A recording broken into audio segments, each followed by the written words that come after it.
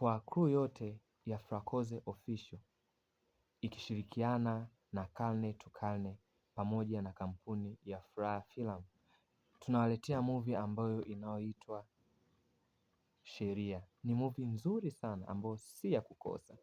Nenda YouTube katafute Frakoze Official.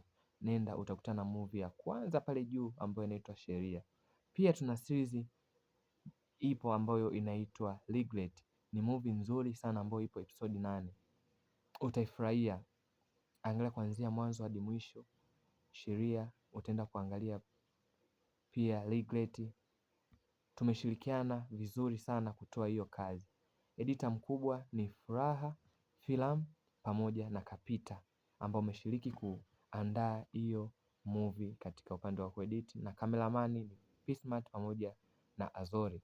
Ni movie ambayo nzuri sana, usipange kukosa. Pia usisahau kusubscribe hapa chini, andika subscribe.